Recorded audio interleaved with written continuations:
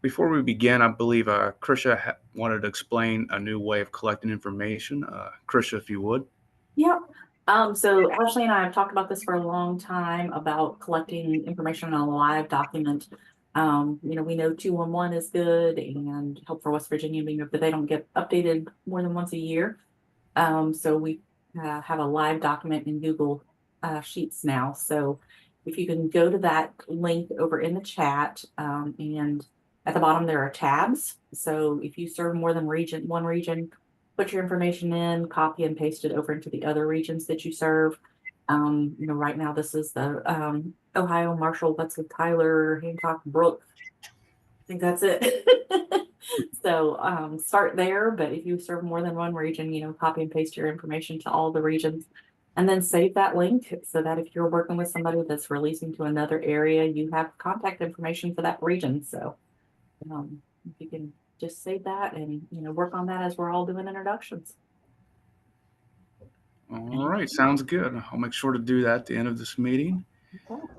So today we were going to have Louis Bator. Everyone calls him Mickey. I know I call him Mickey. I've been working with him for a while. Mickey, if you would, go ahead and take over and give us just a brief description of what your job is and what you do here for our jail system. All right. Well, Kenny, I want to kind of thank you for allowing me to kind of present to the group. And as Kenny said, I think coming up in May, I will have been going down to that jail for 2 years now, but I believe the grant started even before that. I know, I believe the grant's at least 3 years old at this point. So we're part of the SOAR grant, and probably you all know as well as I do, that's the State Opiate Response Grant. And the grant targets two groups of substance use disordered folks, and those are your opioid dependent people and your stimulant people. And stimulants include obviously methamphetamine and cocaine. So that's the kind of target of the SOAR grant. Now, I will say this, we've never really turned anybody away. Occasionally we'll run into somebody whose primary substance is alcohol, but 99% have used one of these substances at some point or abused them. So we've really not turned anybody away. But over the period of time that I have been going to the jails, and I was looking today, and I think I've done 650 intakes over that period of time. And by far, the great majority are opioid or methamphetamine, and more times than not, they're abusing both of these substances. So that's kind of what we do. Now, everybody here is aware of what PRSS is, Peer Recovery Support Services. We're referred to as, part of this grant is called PRSS in jails. And I'm going to read right from a document from the SOAR. This was targeted to reaching and serving specific populations. So it says West Virginia has implemented programs targeted towards populations of focus, and individuals in correctional settings is one. All 10 regional jails in West Virginia offer recovery support service. The jail identifies the individual while incarcerated and refers them to PRS. PRS then works with the incarcerated individuals to develop recovery plan to bridge the gap between being released and entering treatment program. And I really want to take a minute and kind of emphasize that bridging the gap point. I think what a lot of the folks did that came up with this idea is realize that a lot of these folks fall through the cracks. And between getting things started inside the jail and coming out and connecting.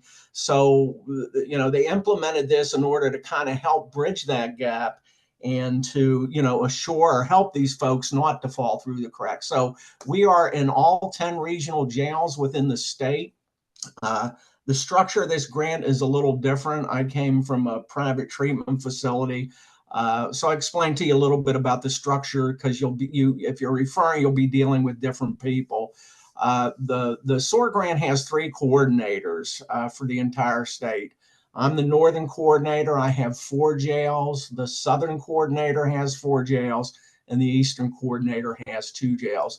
Now, each jail has a PRSS support person that covers that jail. Now, each of these peers is hired by a local mental health facility in the region of that facility. And the best way to, so everybody involved in this kind of grant is working for different employers. So at Northern here, we have Rachel Cook, and Rachel is employed by Northwood Health System. So they kind of partner with us and do that. So different ways that inmates can be referred to us. Anybody can refer to us.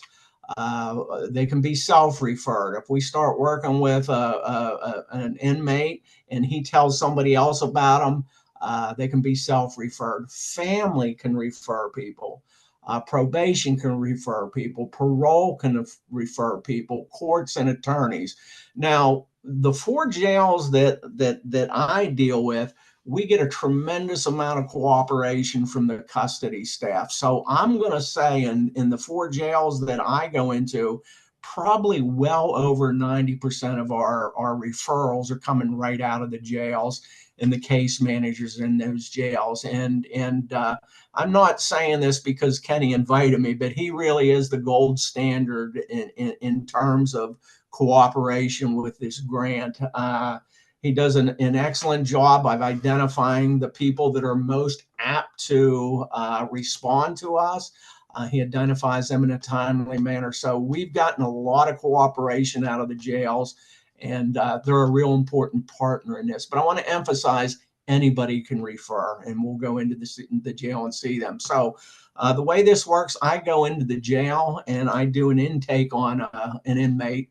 And anybody that's ever been involved with any government-funded program knows there's a tool called a GPRA, and it's a government performance result. We kind of use it as an intake for when we meet with the inmate, and we take in all their information, the different things.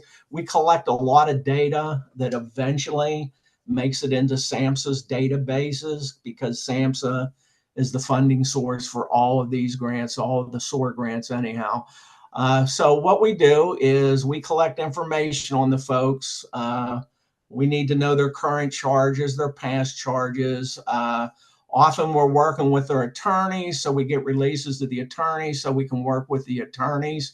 And we collect their substance use disorder history.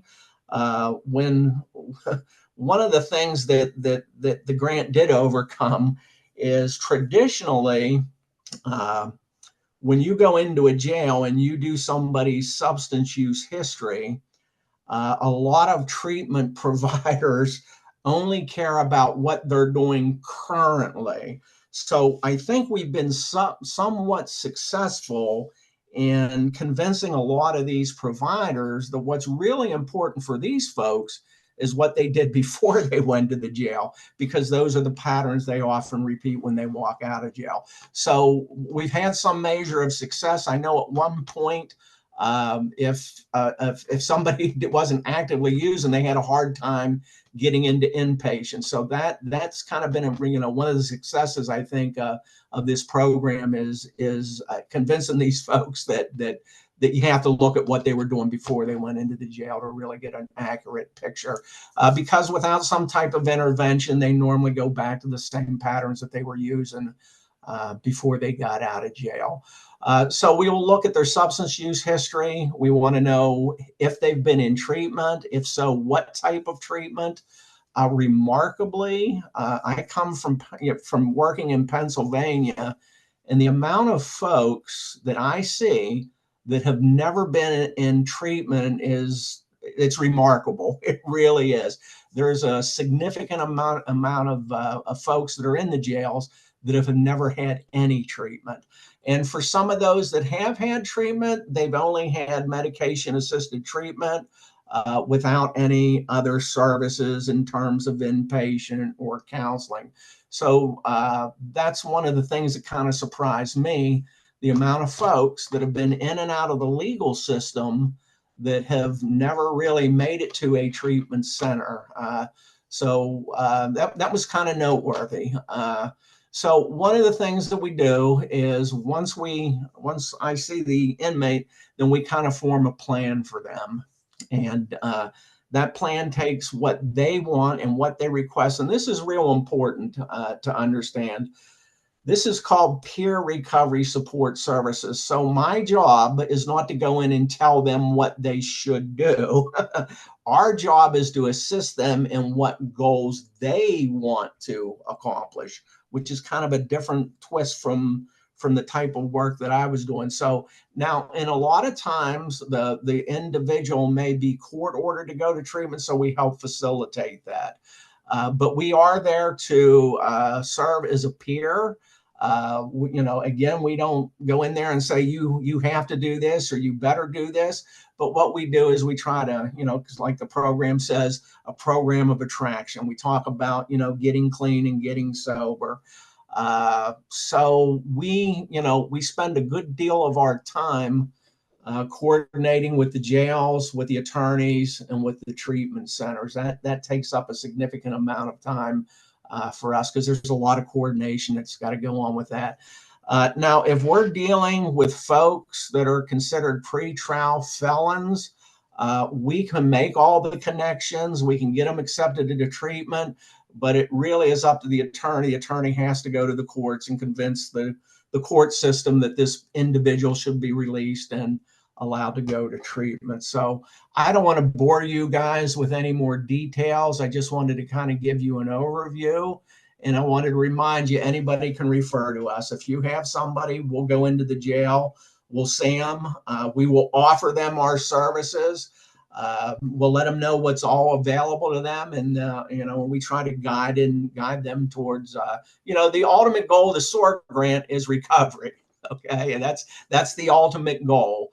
Well, I'm not in a position where I say to anybody, you have to do this, but we do encourage them towards it. We try to paint a picture that your life can be better and that things can improve and that you can break this cycle. So there's a lot of encouragement, but no, you have to. And I think they kind of respond to that. They're really surprised when I tell them, like, you're the boss. You tell me what you want to do. That really surprises a lot of folks because they're used to being told what to do. So that's really all I have. If anybody has any questions, I can take any questions that anybody might have at this time.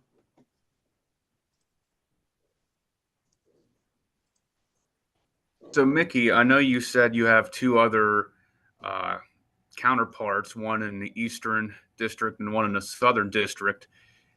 Now, obviously, this is the Northern Panhandle, so I imagine most of us here would be working with you. But if we had a client that maybe they moved somewhere else or went to a treatment center down south and they needed to get in touch with your counterparts in those other districts, how would they go about doing that? Well, one of the things they could do, they could reach out to me or any of the peers and we can link them. So, that happens in times. So we're more than happy to, if we know who the individual is, we can link them with that person in that jail or wherever it is that they need the services. So they just reach out to either the coordinator or the peer, and we'll go ahead and link them with that person in the other part of the state. Now, I will add this grant is for folks that are incarcerated. Now, I have forgot to mention something that's really important. I'm glad you asked that question. We will follow these folks for 18 months after they get out of jail.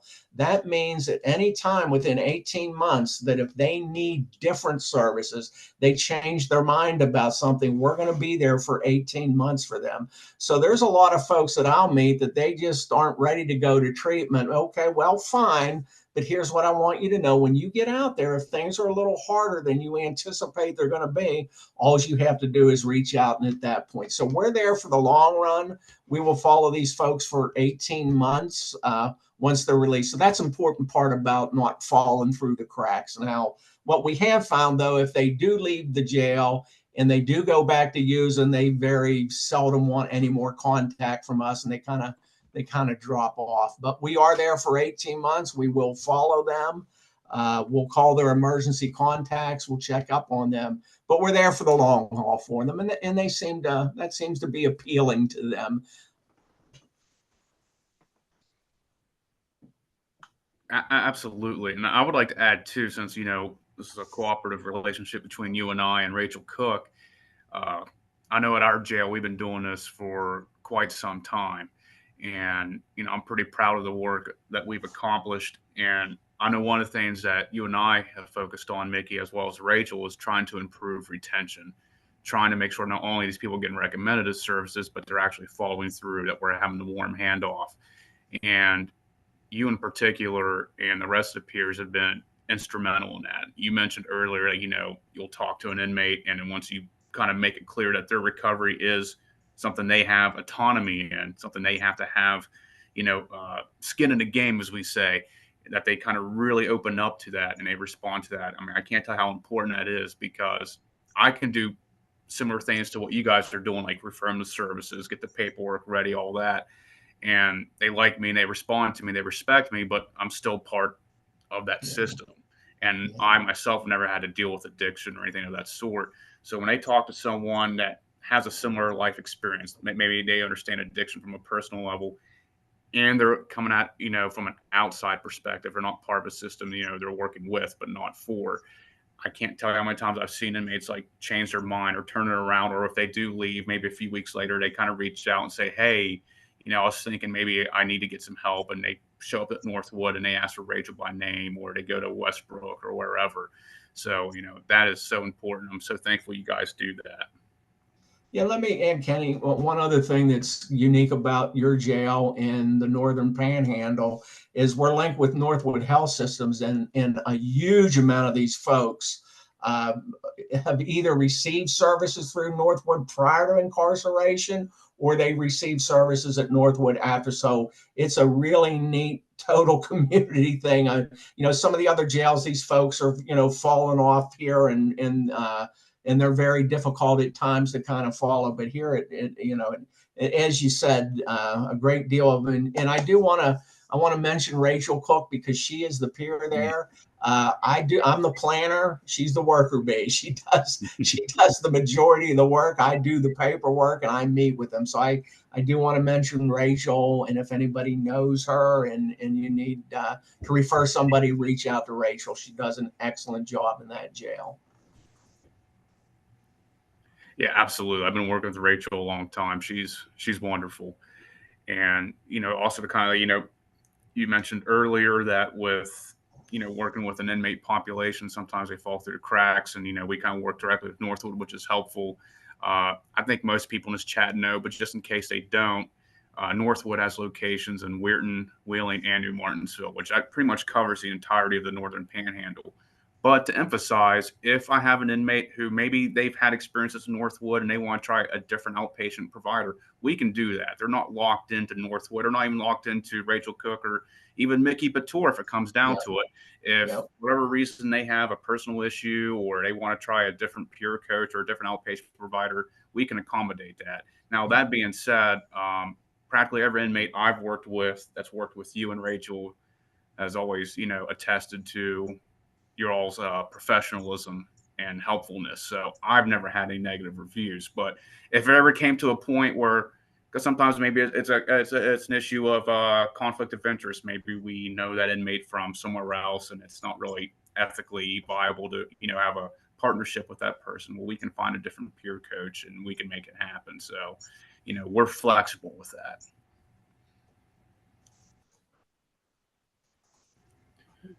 All right. Does anyone have any other questions for Mickey?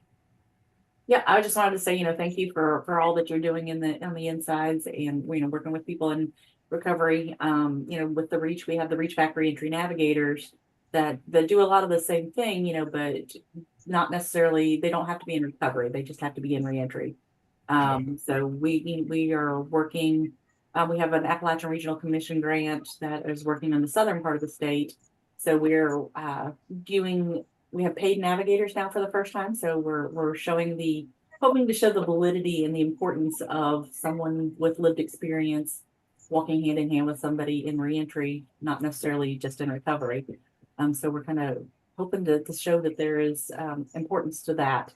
And then in a few select county, we actually have that paired with a community health worker so that they can, get them connected to how to, manage your chronic disease, that as you're coming out, you don't know the choices that you have, and you know that you can advocate for yourself. So let's get you hooked up to, take care of your physical, mental, and emotional health and well-being. So we're trying to tackle this from all sides. So yeah.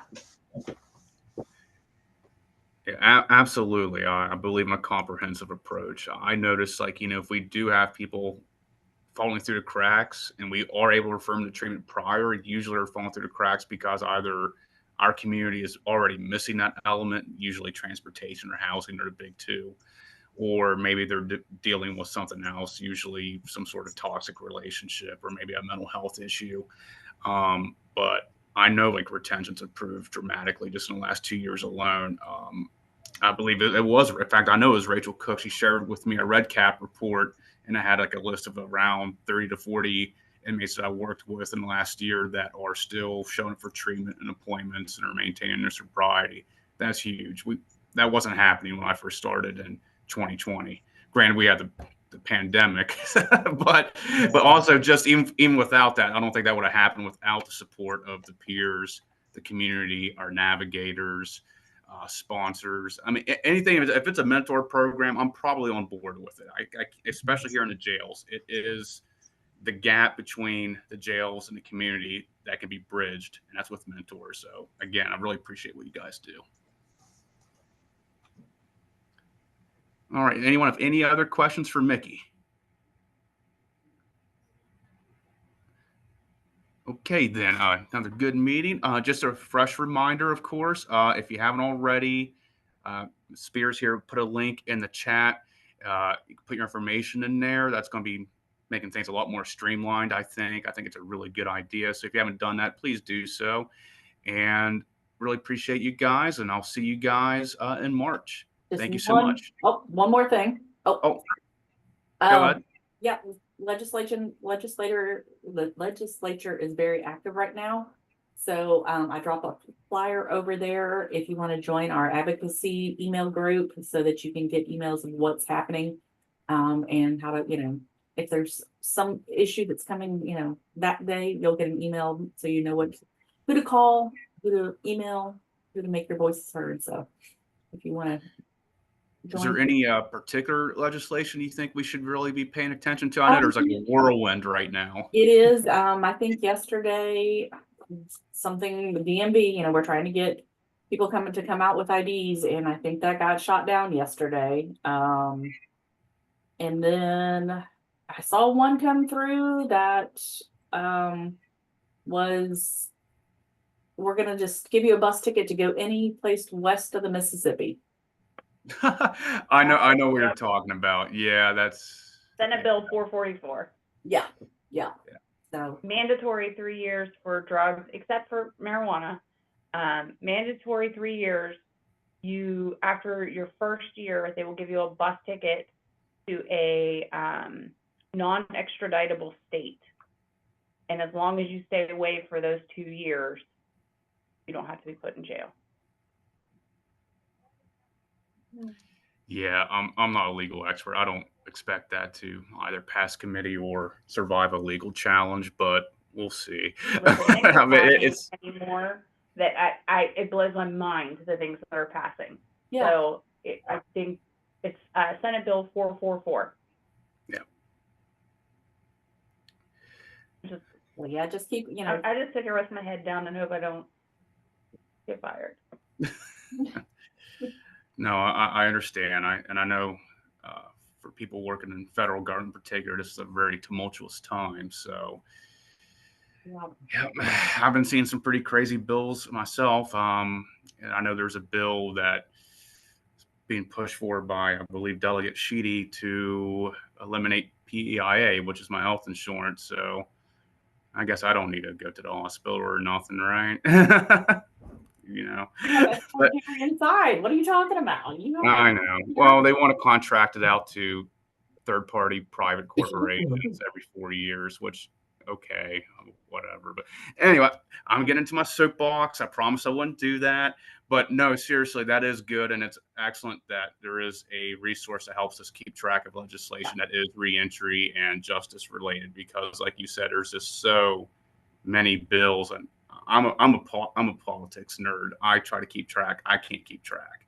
And kind of like what Ashley said, a lot of it is amazingly depressing. So it's much. So I really thank you for that resource. It's in the chat if anyone needs it. Yep, So. just go to that and we'll send you emails daily or whenever we have something new. So. All right. All right. Is there anything else? That's it. That's the big one. All right. Well, again, thank you guys. I'll see you all in March. And if you need anything, contact information is in the chat. So thank you so much. All right. See you Friday, Ken. Thanks, Have a good everyone. one, Mickey. Thank you.